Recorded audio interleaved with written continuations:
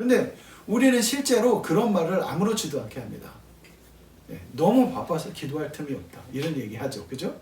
그런데 책 제목도 있지만 너무 바쁘면 기도해야 돼요. 너무 바빠서 기도하는 겁니다. 하나님 앞으로 나아가서 그분의 권능을 체험할 장소, 우리 삶 속에서 따로 정해둔 곳이 필요하다는 말이에요. 아버지의 원대로 되기를 구하는 기도는요, 내 뜻을 꺾는 기도, 내 뜻을 희생하는 기도가 아닙니다.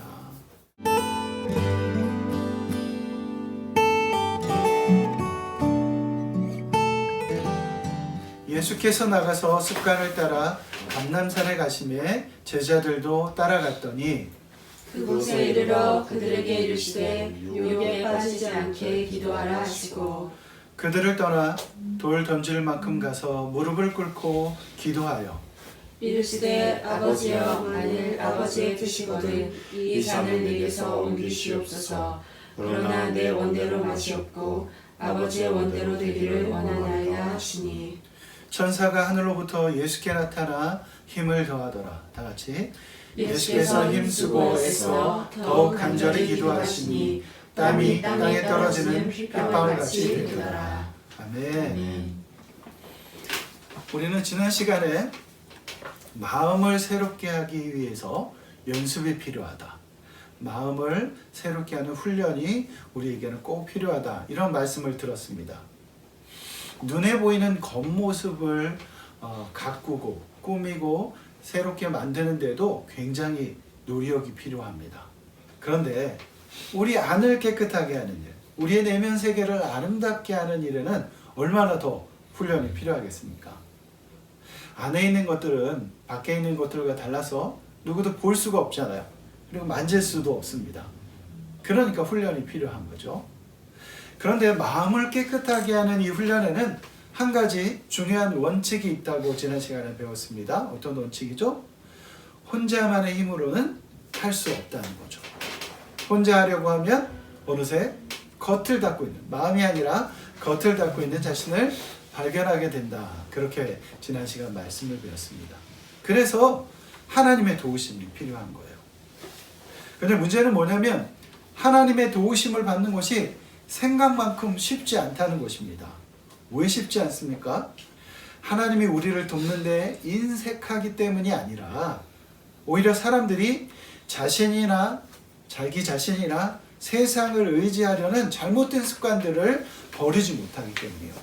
하나님이 우리를 도우시는 그 손길이 없어서가 아니라는 거죠. 우리가 그 손길을 바라보지 않고 세상을 바라보기 때문이라는 것입니다. 그런데 그렇게 잘못된 습관에서 우리를 구하고 또 필요할 때마다 하나님의 도우심을 받을 수 있는 방법이 있어요. 오늘은 그 방법에 대해서 한번 여러분들과 생각해 보려고 합니다. 그 방법은 뭐냐면 기도입니다. 한번 따라해 볼까요? 기도.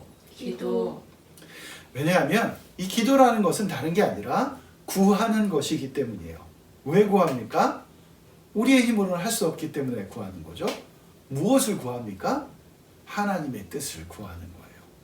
이런 우리의 힘으로 할 수 없기 때문에 하나님의 뜻과 하나님의 도우심을 구하는 기도, 이 기도는 우리가 우리의 마음을 깨끗하게 하는 그 어려운 작업들을 비교적 쉽게 할 수 있게 해준다, 할 수 있는 것입니다. 예수님은 바로 이런 기도, 우리의 마음을 깨끗하게 하기 위해서 필요한 이런 기도의 모범을 잘 보여주신 분이다, 이렇게 얘기할 수 있어요. 예수님의 사역은 기도로 시작해서 기도로 끝을 맺습니다. 누가복음 3장 21절에서 22절을 한번 찾아볼까요? 누가복음 3장 21절에서 22절. 백성이 다 세례를 받을세 예수도 세례를 받으시고 기도하실 때에 하늘이 열리며 성령이 비둘기 같은 형체로 그의 위에 강림하시더니 하늘로부터 소리가 나기를 너는 내 사랑하는 아들이라 내가 너를 기뻐하노라 하시니라. 아멘. 자, 이 장면은 어떤 장면인지 아시겠죠? 예수님께서 본격적으로 사역을 시작하시기 위해서 요한에게 세례를 받으신 장면에서 우리가 볼 수 있는 말씀입니다. 그런데 예수님께서 이 사역의 시작을 기도로 여셨다는 거예요. 기도로. 예수님은 제자들을 택하실 때도요, 먼저 밤이 새도록 기도하셨습니다. 이때 예수께서 기도하시러 산으로 가사 밤이 새도록 하나님께 기도하시고 밝음에 그 제자들을 부르사 그 중에서 12를 택하여 사도라 칭하셨으니, 누가복음 6장에 나오는 말씀이에요. 예수님께서는 12제자를 택하실 때도요, 그냥 기도한 게 아니라 밤이 새도록 기도하셨대요. 이렇게 예수님께서 사역의 중요한 고비고비마다 기도하시는 모습을 우리는 복음서에서 어렵지 않게 볼 수 있습니다. 그런데 이렇게 많은 예수님의 기도 중에서도 기도의 의미를 무엇보다 분명하게 보여주는 기도가 하나 있어요. 그게 어떤 기도냐면 바로 오늘 본문에 나오는 겟세마네 동산에서의 기도입니다. 오늘 본문을 자세히 살펴보면 이 예수님의 기도에는 3가지 특징이 있다는 것을 알 수 있습니다. 이 3가지 기도를 우리가 배울 수 있다면 우리의 기도 생활이 완전히 바뀝니다. 오늘 바라기는 우리 모두가 이 예수님 기도의 이 3가지 특징을 온전히 배울 수 있기를 원합니다. 아멘. 아멘.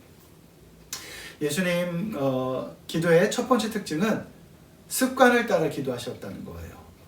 자, 우리 오늘 본문 39절 한번 큰 소리로 함께 읽어봅니다. 오늘 본문 39절 큰 소리로 여러분들이 한번 읽어볼게요. 시작. 예수께서 나가사 습관을 따라 감람산에 가시매 제자들도 따라갔더니. 네, 예수님께서 습관을 따라 가셨다 이렇게 나오죠. 근데 여기서 습관으로 번역된 헬라어 원문은 원래 익숙하다 이런 뜻입니다. 익숙하다. 그래서 표준 세번역은 이 부분을 어떻게 번역했냐면 늘 하시던 대로 이렇게 번역했어요. 예수님께서 늘 하시던 대로 기도하러 가셨다 이렇게 번역한 거죠. 습관이 사람을 만든다 이런 말 혹시 아세요? 네. 들어본 적 있어요? 습관이 사람을 만든대요. 빨리 또는 많이 먹는 습관을 가진 사람은 어떻게 될까요? 살이 찌겠죠? 예. 화내는 습관을 가진 사람 옆에는 친구들이 있을까요? 없을까요? 별로 없습니다. 반대로 누군가를 늘 배려하는 습관을 가지고 있어요. 그러면 그 사람 옆에는 친구가 많겠죠. 마찬가지입니다. 기도하는 습관을 갖게 되면요, 하나님 안에서 살아가면서 하나님의 능력을 힘입는 삶을 살 수가 있어요. 그런데 그런 예수님의 기도, 이 기도 습관에는 한 가지 패턴이 보입니다. 오늘 본문에도 나와 있지만 우리 마태복음 14장 23절을 한번 찾아볼까요? 마태복음 14장 23절. 우리를 보내신 후에 기도하러 따로 산에 올라가시니라. 저물매 거기 혼자 계시더니. 여기서 저물매라는 말을 기억하시고요. 마가복음 1장 35절은 제가 읽어보겠습니다. 새벽 아직도 밝기 전에 예수께서 일어나 나가 한적한 곳으로 가사 거기서 기도하시더니. 저물매 또 새벽 아직도 밝기 전에 이거는 뭐를 나타내는 거죠? 시간을 나타내는 거죠. 예, 하루의 어떤 특정한 때를 나타내는 것입니다. 예수님께서는 기도하실 때 그냥 기도하신 게 아니라 시간을 따로 정해놓고 기도하셨다는 말이에요. 예수님의 곁에는 늘 사람들이 많았습니다. 예수님의 도우심을 필요로 하고 예수님의 가르침을 받기 원하는 사람들이 늘 예수님 곁을 둘러싸고 있었어요. 그래서 성경 읽어보면 어느 정도로 바쁘냐? 식사할 틈도 없을 만큼 바빴다 이런 부분이 나오잖아요. 그러니까 예수님 곁에는 늘 사람들이 많았다는 거예요. 그래서 예수님께서 아마도 새벽 시간을 정하지 않았을까, 아니면은 밤 늦은 시간을 정하지 않았을까, 그런 생각이 듭니다. 사람들의 방해가 없는 시간을 찾은 거죠. 하나님과 단 둘이 있을 시간을 위해서 시간을 따로 내셨던 것입니다. 기도에 있어서 정말 중요한 원칙 중에 하나가 이거예요. 우리가 하나님 앞에 나가서 온전한 기도를 하기 위해서는 시간을 따로 떼어서 놓아야 됩니다. 우리가 물질의 11조를 드리는 것처럼 시간의 11조 또한 하나님 앞에 드릴 수 있어야 되는 거예요. 하나님을 사랑하고 그분 안에 거하면서 우리의 내면을 바꾸고 싶다 이런 마음을 가지면서도 시간이 없어서 기도하지 못합니다. 이건 말이 안 되는 거잖아요.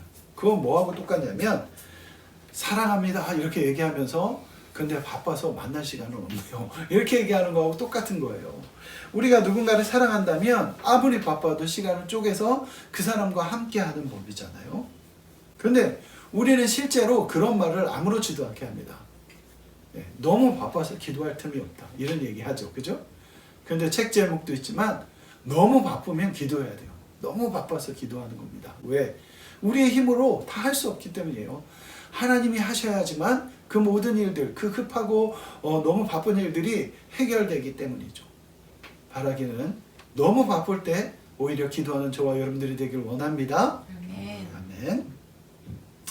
우리가 바쁠수록 하나님 앞에 기도하는 것처럼 우리의 시간들을 떼어놓고 예수님처럼 하나님과 함께 하면서 기도하면 하나님께서 우리들을 바꾸시는 거예요. 근데 그 바꾸시는 이유가 있습니다. 왜냐하면 우리가 그 시간을 통해서 하나님과 더욱더 가까워지기 때문이에요. 우리가 누군가 더 가까워지면 어떻게 해야 돼요? 그냥 일상적인 만남 가운데서도 얘기할 수 있죠. 오늘 식사했어요? 오늘 기분이 어때요? 오늘 몸 상태가 어때요? 이런 것들 얘기할 수 있어요. 그런데 더 오랜 시간을 함께, 더 가까운 시간을 함께 지내면서 얘기해야 그 사람이 석사 정도 들을 수 있는 거잖아요. 그 사람이 정말 지금 무슨 생각을 하고 있고 그 사람이 지금 문제가 어떤 것인지 이거는 단 둘이서 좀 더 깊이 있는 대화로 들어갈 때만 들을 수 있는 거 아니겠습니까? 마찬가지예요. 우리의 안을 닫기 위해서는 시간을 따로 떼어놓고 하나님과 그렇게 긴밀하게 함께하는 기도의 시간이 꼭 필요한 것입니다. 물론 하나님은 우리가 그렇게 하지 않아도 우리 안에 있는 모든 것을 아시죠.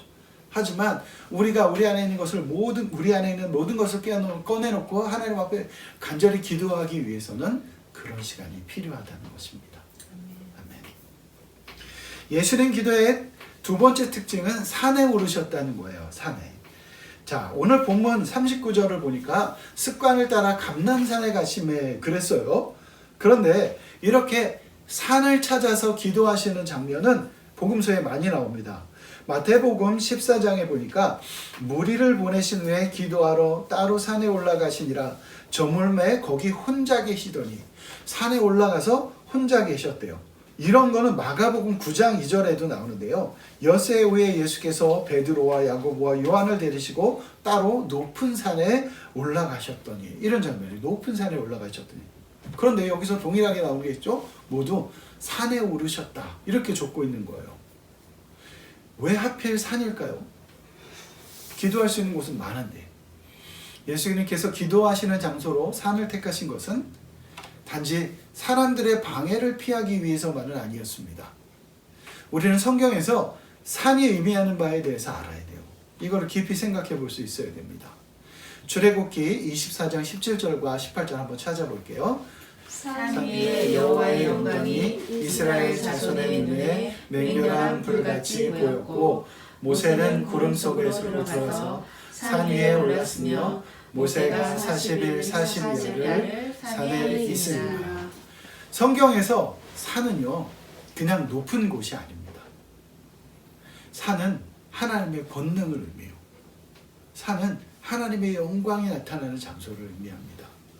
하나님께서 가까이 계시는 장소, 이게 산이에요. 좀 전에 우리가 읽었던 마가복음 9장에서도 산에 오르신 예수님께서 변화되는 모습을 우리가 볼 수 있거든요. 옷이 세상 사람들이 할 수 있는 것보다 더 하얗게 환하게 변하잖아요. 이건 하나님의 영광을 상징하는 것입니다. 그리고 그때 그렇게 하나님의 영광이 드러날 때 모세가 그랬던 것처럼 제자들도 구름 속으로 들어가요. 그 다음에 하나님의 음성이 들려오는 거예요. 이는 내 사랑하는 아들이니 너희는 그의 말을 들으라. 이 변화산의 기적, 예수님께서 산에 오르셔서 변화되고 하나님의 영광이 나타나는 이 변화산의 기적은요, 그냥 이것만 읽어서는 완전히 그 뜻을 이해하기가 어렵습니다. 우리가 좀 전에 찾아봤던 출애굽기 24장에서 하나님이 이스라엘 백성들에게 임하시는 그 장면, 모세와 함께 계시는 그 장면을 같이 병행해서 읽을 때 그 진정한 의미를 알 수 있어요. 산에 오른다는 것은 바로 하나님의 임재 안으로 들어가는 것을 말합니다. 하는 게 아니에요. 우리가 산에 오른다. 이거는 우리가 직접 뭐 무조건 산에 올라가서 기도해야 된다. 이게 아니라 하나님의 임재 가운데로 들어가는 것이라는 거죠. 또 그렇게 읽을 때만 기도가 어떻게 하나님과 연결되는 것인지를 알 수 있어요. 여러분, 기도하는 곳에는요, 하나님의 영광이 나타납니다.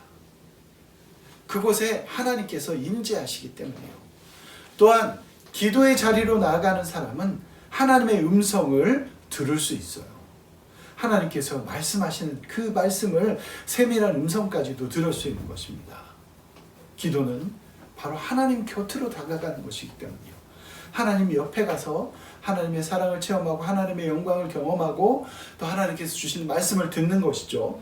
그러니까 우리가 기도할 때 한 가지 분명하게 알아야 되는 거가 있습니다. 그게 뭐냐면 기도하는 사람은 자기가 지금 어디에 있는지를 알아야 되는 거예요. 기도하는 사람은 어디에 있는 거예요? 산에 있는 거예요. 하나님의 영광 가운데 있는 거야. 거룩하신 하나님 앞에 있는 거라는 거죠. 그러니까 기도는 함부로 할 수 있는 게 아니죠. 기도하러 나가서 어떻게 내 마음속에 있는 헛된 욕망들을 하나님 앞에 꺼내놓겠습니까? 거룩하신 하나님 앞에서 하는데 이거를 알면 기도가 바로 설 수밖에 없는 거예요. 우리의 속사람을 바꾸기 원한다면, 우리의 내면 세계를 고치기 원한다면 우리도 산에 올라야 됩니다. 그러니까 지금 이제 예배 마친 다음에 가서 산에 올라갑시다 이 얘기가 아니라 하나님 앞으로 나아가서 그분의 권능을 체험할 장소, 우리 삶 속에서 따로 정해둔 곳이 필요하다는 말이에요. 거기가 교회일 수도 있습니다. 일터의 작은 구석자리일 수도 있어요. 또는 내 책상 앞일 수도 있습니다. 어쨌든 중요한 건 뭐냐면 따로 구별해서 기도하는 자리가 필요한 거예요. 그래서 우리가 그곳을 정하고 거기에 나가서 기도하면 그곳은 우리의 산이 되는 거예요. 아멘. 하나님의 임재를 경험할 수 있는, 하나님의 영광을 경험할 수 있는 산이 되는 것입니다. 그곳에 하나님께서 임재하셔서 하나님의 영광을 나타내시고 우리에게 말씀하시는 기적의 땅이 되는 줄 믿습니다. 아멘. 바라기는 저도 여러분들도 그런 기적의 산을 모두 소유하기를 원합니다. 아멘. 마지막으로 예수님이 기도가 가지는 세 번째 특징은요, 무릎을 꿇고 기도하셨다는 거예요. 우리 41절, 오늘 본문 41절로 가서 41절을 한 목소리로 읽어봅니다. 그들을 떠나 돌 던질 만큼 가서 무릎을 꿇고 기도하여. 마태복음 26장 39절은 똑같은 장면을 이렇게 좀 다르게 기록합니다. 조금 나아가서 얼굴을 땅에 대시고 엎드려 기도하여 이르시되. 무릎을 꿇고 얼굴을 땅에 대고 기도하셨다는 것은 단지 기도하는 자세를 의미하는 것이 아닙니다. 이 두 가지 표현은 예수님의 기도가 얼마나 간절한 것인지를 보여주는 거예요. 오늘 본문 44절은 예수님의 기도를 이렇게 기록합니다. 예수께서 힘쓰고 애써 더욱 간절히 기도하시니 땀이 땅에 떨어지는 핏방울 같이 되더라. 힘쓰고 애쓰고 간절히 기도하셨답니다. 그렇게 기도하는 것이 얼마나 힘들고 어려웠던지 하늘로부터 천사들이 나타나서 예수님께 힘을 더해 주셨다는 거예요. 너무나 힘드니까. 이 구절들만으로도 우리는 예수님의 기도가 얼마나 간절한 것인지 알 수 있습니다. 그런데 여러분, 그때 제자들은 어떻게 하고 있었는지 아시죠? 깨어 기도하면서 함께 있어달라는 예수님의 간청에도 제자들은 잠을 이기지 못했습니다. 제자들은 마땅히 유혹에 빠지지 않도록, 시험에 들지 않도록 깨어 기도했어야만 했어요. 하지만 육신이 연약해서 이기지 못했던 것이죠. 우리는 어떻습니까? 우리의 기도에는 예수님의 그런 간절함이 있습니까? 우리가 기도할 때 예수님처럼 그렇게 정말 힘쓰고 애쓰고 그렇게 기도합니까? 땀이 핏방울이 돼서 떨어질 만큼은 아니지만 정말 땀을 흘릴 정도로 그렇게 기도해 본 기억이 있으십니까? 하나님 앞에 기도로 나아가는 사람은요, 다른 건 몰라도 이건 꼭 가지고 있어야 됩니다. 간절함이 있어야 됩니다. 정말 간절한 마음으로 하나님 앞에 기도해야 돼요. 우리가 기도할 때, 기도하고 나서 그런 얘기 하죠. 하나님은 내 기도를 잘 안 들어주시는 것 같아요. 내가 믿음이 없어서, 내가 영빨이 없어서. 그게 아닙니다. 간절함이 없기 때문에 그런 거예요. 정말 우리 안에 정말 간절함이 있으면 하나님께서 그 기도를 들어주시지 않겠습니까? 아멘. 더 좋은 것으로 주실 줄 믿습니다. 아멘. 그런데 무릎을 꿇고 기도하셨다는 것에는 간절함과 함께 순종의 의미도 있어요. 순종. 아버지 하나님을 향한 예수님의 순종은 정말 놀랍습니다. 어떤 경우라도 자기의 뜻이 아니라, 예수님 당신의 뜻이 아니라 하나님의 뜻이 먼저예요. 그래서 너무나 피하고 싶은 그 잔을 옮겨주시기를 간구하면서도 예수님이 뭐라고 앞에 그 전제를 두셨는지 아세요? 만일 아버지의 뜻이거든 이렇게 기도하십니다. 아버지의 뜻이거든 이 잔을 내게서 옮기시옵소서 이렇게 기도하는 거예요. 어떤 경우라도 아버지의 뜻이 먼저입니다. 이거 아니겠습니까? 그리고 나서는 마침내 이렇게 기도하십니다. 그러나 내 원대로 마시옵고 아버지의 원대로 되기를 원하나이다. 아멘. 이게 무릎을 꿇고 하는 기도의 원형입니다. 앞에서도 말했지만 기도가 뭐 하는 거라고 그랬어요? 구하는 거라고 그랬죠.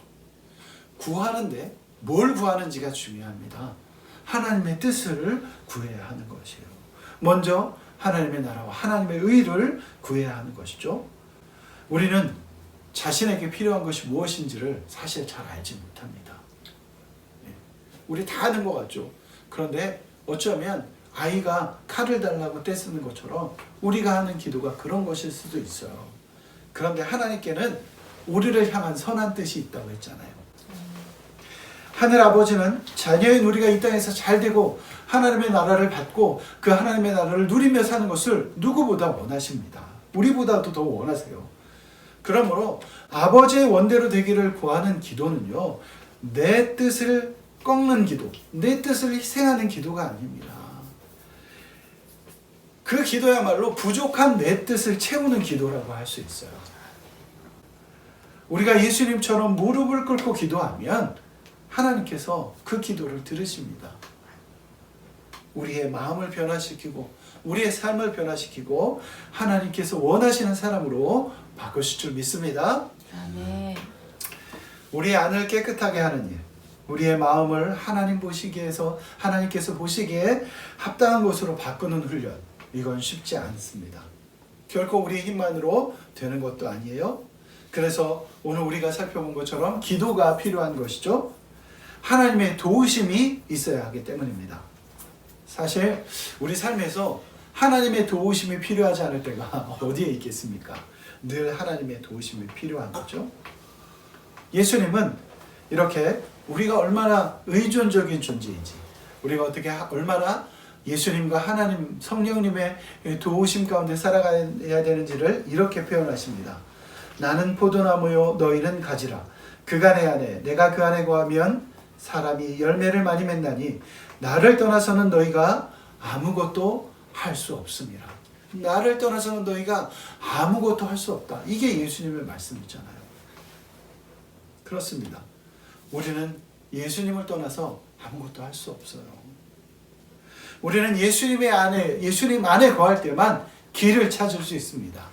하나님 나라로 가는 그 길뿐만이 아니라 우리의 삶을 바꾸고 우리의 내면 세계를 바꿔가는, 우리의 겉도 닦고 우리의 안도 닦을 수 있는 그 놀라운 삶으로 변할 수 있습니다.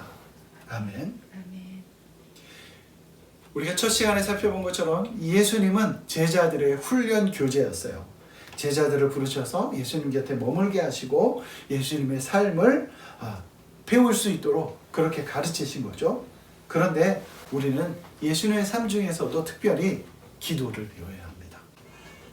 예수님처럼 습관이 될 만큼 기도해야 돼요. 예수님처럼 산에 올라서 기도해야 됩니다. 예수님처럼 무릎으로 간절함으로 순종함으로 기도하면서 나가야 됩니다. 그렇게 기도할 때만 우리의 마음을 하나님께서 기뻐하시는 것들로 채울 수 있습니다. 아멘. 바라기는 우리 한 주간도 그렇게 예수님의 기도를 배워서 예수님께서 원하시는 대로 하나님께서 이끄시는 대로 순종하면서 하나님의 뜻에 합당한 사람들 모두 되시길 간절히 축원합니다. 아멘. 아멘.